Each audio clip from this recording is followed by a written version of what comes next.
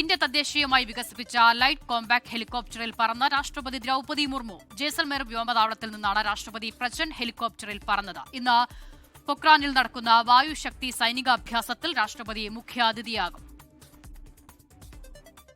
അർജുൻ പീതാംബരൻ ചേരുകയാണ്. അർജുൻ, വിവരങ്ങൾ. അശ്വത, ഇന്ന് രാവിലെ 9:15 രാഷ്ട്രപതി ദ്രൗപദി മുർമു ജയ്സാൽമേറിലെ വ്യോമതാവളത്തിൽ എത്തിയത്. അവിടെ കോ പൈലറ്റായിട്ടായിരുന്നു LCH പ്രചണ്ഡ് ഹെലികോപ്റ്ററിൽ രാഷ്ട്രപതി ഏകദേശം 25 മിനിറ്റ് നേരം പറന്നത് എന്ന് പറയാൻ സാധിക്കും.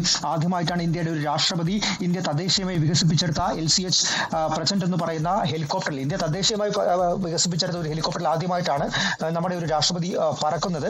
ജയ്സാൽമേറിലെ വ്യോമതാവളത്തിൽ നിന്നും പുറപ്പെട്ട് പോഖ്രാനിലെ ഫീൽഡ് ഫയറിംഗ് റേഞ്ച് ആയിട്ടുള്ള ഈ വായുശക്തി സൈനികാഭ്യാസം വൈകിട്ട് ആരംഭിക്കുന്ന ആ മേഖല വീക്ഷിച്ച് അവിടെ നിന്നും പോഖ്രാനിൽ വർഷങ്ങൾക്ക് മുൻപ് നമ്മൾ ന്യൂക്ലിയർ അണുവായുധം പരീക്ഷിച്ച മേഖലയിൽ ആ മേഖലയ്ക്ക് മുകളിലൂടെയും പറന്ന് തിരിച്ച് ജയ്സാൽമേറിൽ തന്നെയായിരുന്നു രാഷ്ട്രപതി ദ്രൗപദി മുർമു പറന്നത്.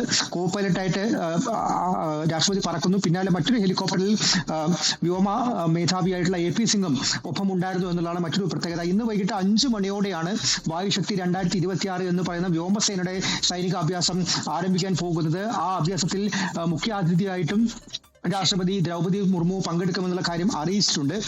കേവലം വിമാനങ്ങളിൽ മാത്രം ഒതുങ്ങാതെ വ്യോമസേനയുടെ പ്രഹരശേഷി, പ്രധാനമായിട്ടും മിസൈലുകൾ, വെടിക്കോപ്പുകൾ, അതിനപ്പുറത്തേക്ക് അടിയന്തര ഘട്ടങ്ങളിൽ ഏത് തരത്തിലായിരിക്കും വ്യോമസേന രക്ഷാദൌത്യങ്ങൾ നടത്തുക തുടങ്ങിയിട്ടുള്ള അഭ്യാസങ്ങളുടെ എല്ലാം ഒരു പ്രകടനമായിരിക്കും ഇന്ന് വൈകിട്ട് 5 മണി മുതൽ രാത്രി 8 മണി വരെ നീളുന്ന വായുശക്തി. അർജുൻ പീതാംബരനാണ് വിവരങ്ങൾ നൽകിയത്. ലോകത്തെവിടെയായാലും ഏത് സമയത്തും 24 വാർത്തകളും ഓഗ്മെന്റഡ് റിയാലിറ്റി പാക്കേജുകളും എക്സ്പ്ലെയിനറുകളും വിശദമായി കാണാൻ ഞങ്ങളുടെ YouTube ചാനൽ നിങ്ങൾക്ക് സബ്സ്ക്രൈബ് ചെയ്യാം.